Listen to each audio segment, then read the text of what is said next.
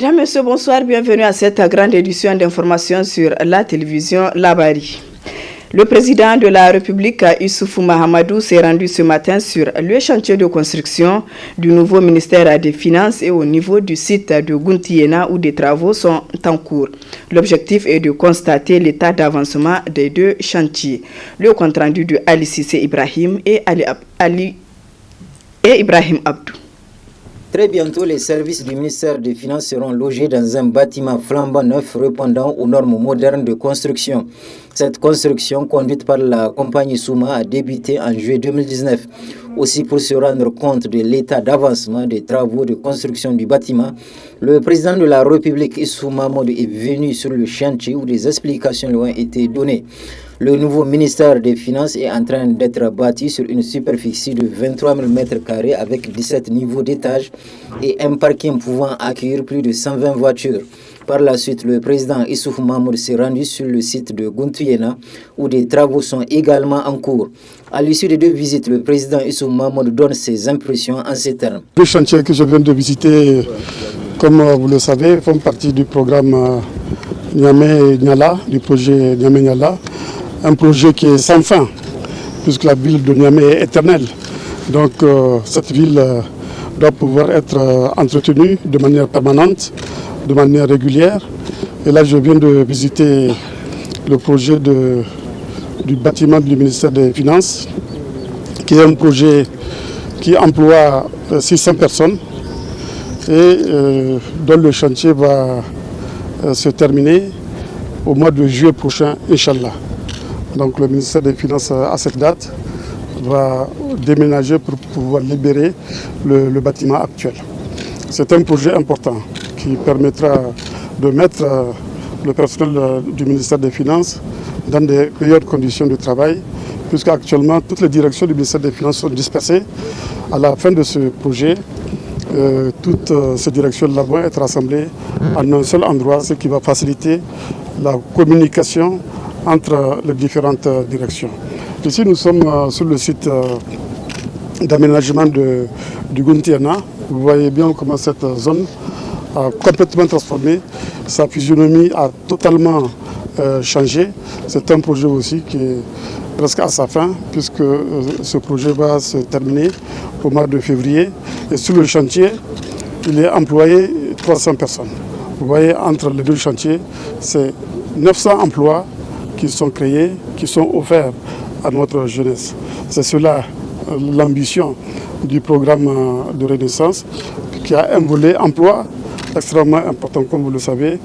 Et je pense qu'avec tous les chantiers que nous sommes en train d'ouvrir, les promesses que nous avons faites du point de vue de la création d'emplois pour la jeunesse, ces promesses-là seront tenues. De la construction du nouveau aéroport Djuri Hamani, le Radisson Blu et la rénovation du palais de congrès pour aboutir à celle du nouveau ministère des Finances, l'implication de la Turquie dans le développement de notre pays mérite d'être saluée au plus haut point. Et quant aux travaux en cours sur le site de Gountiena, le ministère de l'Équipement et le conseil de ville de Niamey doivent être encouragés relativement à leur engagement à rendre Niamey davantage coquette. Le Fonds de solidarité africain FSA, à l'occasion de la célébration de son 40e anniversaire, a organisé ce jour, jeudi 23 janvier, une journée porte ouverte au sein de l'institution. Le compte-rendu de Asma Seydou et Aboubakar Souley. Rôle du FSA dans le financement des entreprises au Niger, c'est le thème retenu pour la commémoration du 40e anniversaire du Fonds de solidarité africain. En marge de cet anniversaire, une journée porte ouverte a été initiée par la dite institution pour permettre au public de mieux connaître le FSA.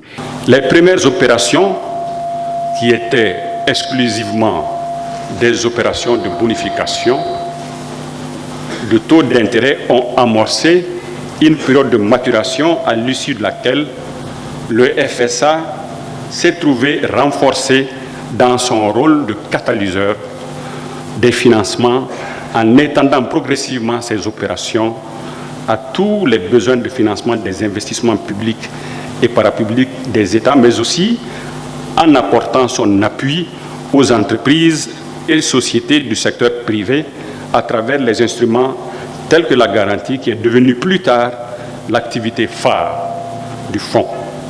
À la garantie des prêts et emprunts obligataires, il faut ajouter le refinancement, la prise de participation, la structuration des financements complexes et la gestion des fonds pour compte de tiers. 1979-2019, cela fait 40 ans que le Fonds de solidarité africain s'évertue inlassablement à apporter sa pierre à la construction des économies africaines. Occasion pour le représentant du ministère des Finances de saluer, féliciter et encourager le FSA pour tout ce qu'il fait pour l'Afrique en général et le Niger en particulier. Je voudrais profiter de la célébration de ce 40e anniversaire pour saluer et féliciter les femmes et les hommes qui ont œuvré au cours de ces 4 dernières décennies pour faire du FSA une institution de référence, un instrument crédible au service du développement économique de ses États membres. Les synergies déployées ont permis de mettre à la disposition de nos États des produits adaptés et innovants afin de créer les conditions optimales pour assurer le financement de tous les segments économiques de nos États. En ma qualité de représentant du ministre de tutelle du Fonds de solidarité africain, État, pour le compte du Niger, État de siège, permettez-moi de souligner que sur la base de la garantie financière, le FSA a contribué à mobiliser plus de 1000 milliards en faveur des entreprises nationales. Son appui sur ces autres produits opérationnels est tout aussi appréciable. Enfin, l'assistance a eu droit à une visite guidée de la direction, aussi des stands de ses partenaires avant la cérémonie d'ouverture ce 25 janvier 2020. Le bureau exécutif national de la Confédération nigérienne du travail CNT réunit en session extraordinaire ce jour à Radio Publique une déclaration. Objectif fustiger la situation dans laquelle végète le Niger, tant sur le plan syndical que sécuritaire. Le résumé de la déclaration avec Ismaël Moumouni et Sadou Doumi. Violation des libertés syndicales et le droit à la manifestation, la situation sécuritaire dégradante, abus de pouvoir, tels sont entre autres motifs de cette sortie médiatique du Bureau exécutif national de la Confédération nigérienne de travail CNT qui apporte son soutien indéfectible et sans faille au Ben Sinaseb, à ses militantes et militants, mais également à tous les enseignants du Niger. Exige du gouvernement la réhabilitation immédiate des 480 enseignants résiliés pour respect du mot d'ordre des syndicats et la réaffectation de tous les enseignants arbitrairement redéployés. Exige la direction générale de la Seine la réaffectation des membres du Ben CNT affectés à l'intérieur du pays et la réhabilitation du responsable du Ben Sinisen réévoqué alors qu'il était sur un lit d'hôpital au risque d'être poursuivi devant les services compétents. Décide de porter plainte contre l'État du Niger auprès du Bureau international du travail pour violation des libertés syndicales et abus de pouvoir. Demande aux syndicats affiliés de se préparer, de se mobiliser, de mobiliser leurs différentes bases dans l'attente des prochains mois d'ordre de la centrale. Malgré tout ce qu'elle subit, la CNT a toujours une pensée particulière à nos vaillantes forces de défense et de sécurité qui luttent inlassablement pour la défense et l'intégrité de notre territoire.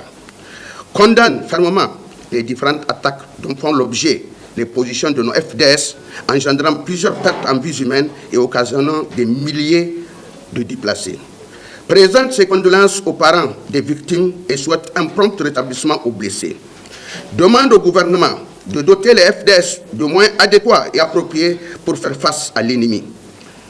Et enfin, le BNCNT exige du gouvernement la publication des différents rapports d'inspection et la poursuite de toutes les personnalités impliquées dans des présumés détournements. Combat soutenu par la Confédération des organisations syndicales indépendantes du Bénin, COSI Bénin.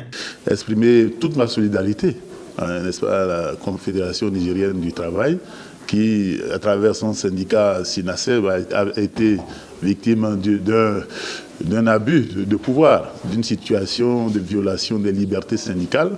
Et donc, la Confédération, la COSI Bénin, soutient ces travailleurs dans le combat qui mènent. La CNT réaffirme son engagement à se battre pour une justice sociale et la protection des droits des travailleurs.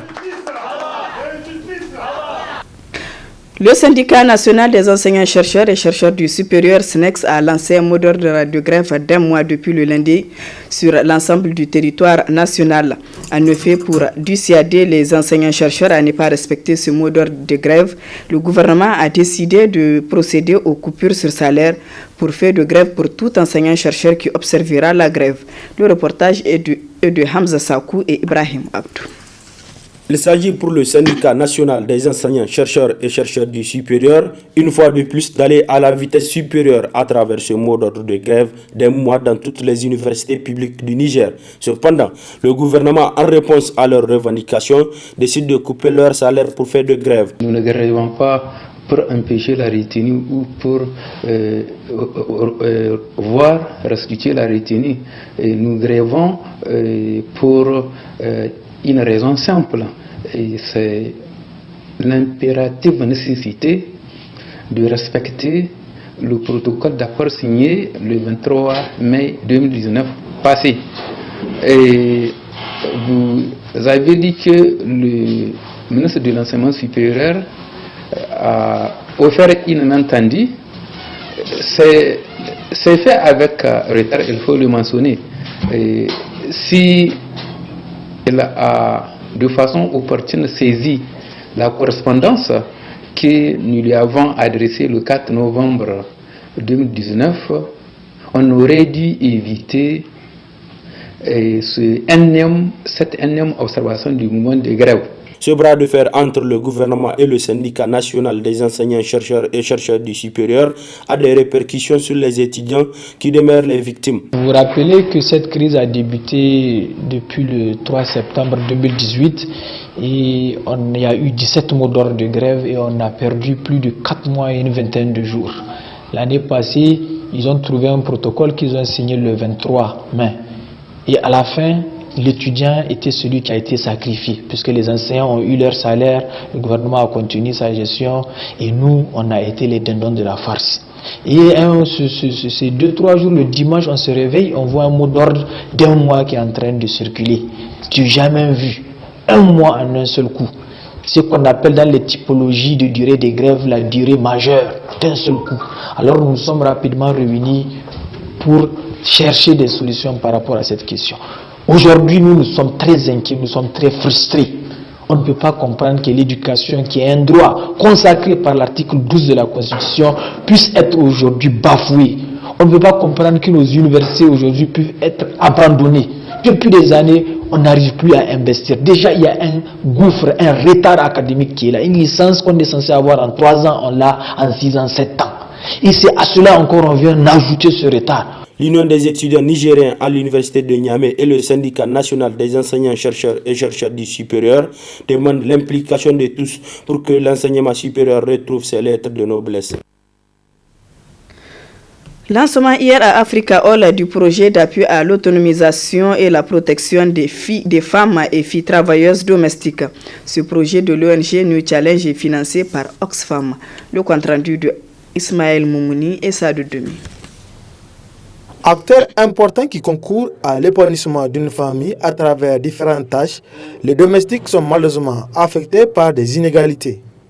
Conscient de cette situation et sachant que le travail domestique est un travail noble, c'est ce qui a conduit l'ONG New Challenge à valoriser leurs droits à travers le projet d'appui à l'autonomisation et à la protection des femmes et filles travailleuses domestiques. Ce projet entend contribuer à travers 3 composantes qui sont la recherche, le plaidoyer et l'empowerment des filles travailleuses, à la reconnaissance et à la valorisation du travail domestique comme tout travail donnant droit à la jouissance de toutes les réglementations qui encadrent le travail, un travail décent. Créé en mars 2018 sous forme d'organisation non gouvernementale légalement enregistrée, New Challenge est une structure féminine qui se donne pour mission d'accompagner les femmes et les jeunes filles sur tout l'étendue du territoire nigérien à développer non seulement leur leadership en passant par la transformation des compétences et le renforcement des capacités, mais aussi de la protection et la promotion de leurs droits et devoirs. Cette noble mission de l'ONG New Challenge a eu le soutien financier d'Oxfam. Le choix porté sur New Challenge n'est pas un choix qui est fait au hasard, c'est un choix qui est un choix très pertinent et en lien également avec la thématique qu'ils portent aujourd'hui, qui est un projet sur la promotion et la protection des travailleuses domestiques. Donc c'est une belle opportunité alors pour Oxfam de rappeler les valeurs que fonde cette organisation qui est basée au Niger depuis 1992 et qui intervient dans plusieurs domaines, dont les principaux sont le domaine humanitaire et la gouvernance, la promotion de la gouvernance locale et la citoyenneté active. L'État, à travers le ministère de la promotion de la femme et de la protection de l'enfant, n'est pas resté en marge de soutien. Je voudrais d'ailleurs remercier et féliciter pour les actions salvatrices qu'elle ne cesse de mener en faveur des jeunes filles du Niger depuis sa création.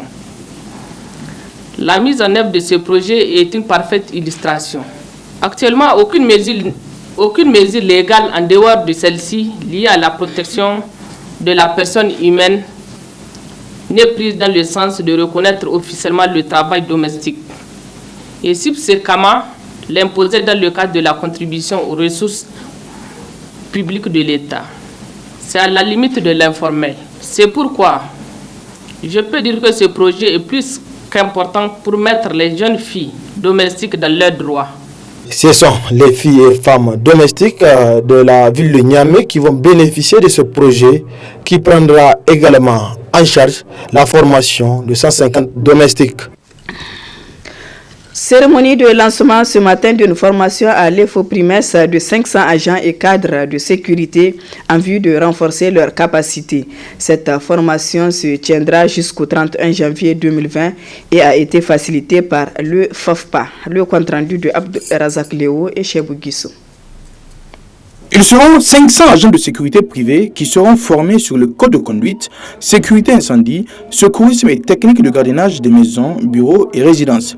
Une formation facilitée par le Fonds d'appui à la formation professionnelle et à l'apprentissage. Le Fonds d'appui à la formation professionnelle et à l'apprentissage que j'ai l'honneur de diriger est un établissement public à caractère social créé par le décret 216/2015 PRN-MEPT du 26 octobre 2015, suite à la restructuration du Fonds d'appui à la formation professionnelle continue et à l'apprentissage, FAPCA, restructuration qui a eu pour conséquence l'élargissement de son champ d'action, à la prise en charge de l'accompagnement des bénéficiaires de la formation des formateurs ainsi que l'appui à l'équipement des centres de formation de l'enseignement professionnel et technique. Une formation confiée à l'EFOPRIMES. Seul établissement agréé, habilité dans le domaine. Pour rappel, le partenariat entre nos deux structures a notamment été marqué par la réussite de la formation en renforcement de capacité de 350 agents de protocole en avril 2019, en prélude à la tenue à Niamey de la 33e session de la conférence des chefs d'État et de gouvernement de l'Union africaine de juillet 2019. Cette formation a été initiée par le collectif des sociétés de sécurité privée et après une analyse profonde du contexte sécuritaire et du problème d'emploi et des menaces réelles des entreprises multinationales. Nous sommes réunis pour lancer la formation continue de 500 agents de sécurité déjà actifs afin de les mettre à la disposition de notre pays, ce qui est un pas de plus vers notre cohésion et l'objectif que nous nous sommes assignés. Je tiens tout d'abord, au nom du collectif des sociétés de sécurité privée du Niger, à remercier l'État et plus particulièrement le FAFPA qui nous accompagne dans nos actions et nous assiste. Cette action donne une fois de plus une dimension nationale à nos entreprises qui sont auxiliaires de l'État. Ce chiffre de 500 éléments à former est bien, mais pas assez. Pas suffisant pour un pays comme le nôtre, avec des entreprises qui emploient aujourd'hui des centaines de milliers de personnes. Cependant, nous pensons que ce partenariat ira en se renforçant avec le temps, j'en suis persuadé, Monsieur le Directeur Général. Nous tenons également à lancer un appel aux agents formés pour redoubler de vigilance dans ce contexte particulier de crise sécuritaire, en appliquant sur le terrain tous les enseignements appris à l'EFOPRIMES. Cette formation va apporter un vrai plus pour ces agents de sécurité. Elle se tiendra jusqu'au 31 janvier 2020. Le parti MPR Jamhouria section de Niamey a rendu public cet après-midi une déclaration. Objectif faire le point de la situation sécuritaire du Niger d'une part et d'autre part réaffirmer son soutien au président du parti Albade Abouba. Le résumé avec Nafissa Zakou et Aboubakar Sule.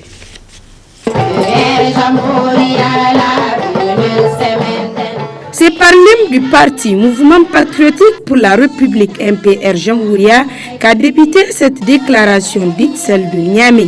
En effet, cette sortie du MPR Jamhouria, section de Niamey à laquelle ont répondu massivement les militants et militantes des 5 arrondissements de la ville de Niamey, vise à déplorer les attaques barbares et criminelles auxquelles fait face le Niger depuis un certain temps.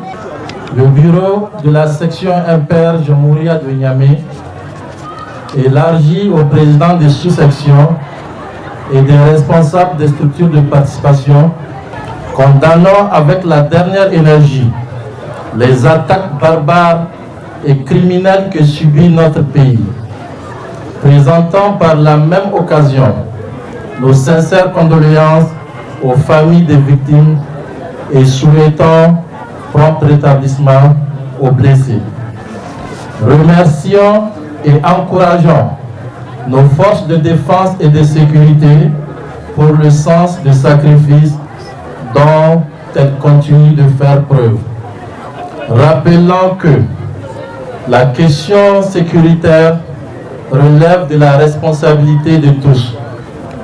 Aussi, demandons à tous les citoyens de coopérer avec nos forces de défense et de sécurité pour mettre en échec les entreprises malveillantes de ces terroristes.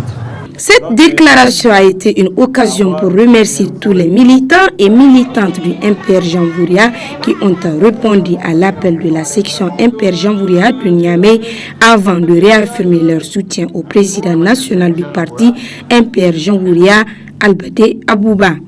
Exprimons notre soutien ferme et indéfectible au président de notre parti, son Excellence Albade Abouba, pour son leadership, sa sagesse, sa persévérance et sa clairvoyance dans la conduite des affaires de notre parti. Par conséquent, demandons à toutes les militantes, à tous les militants et sympathisants de rester sereins et soudés derrière notre leader, le président du parti, son Excellence Albade Abouba.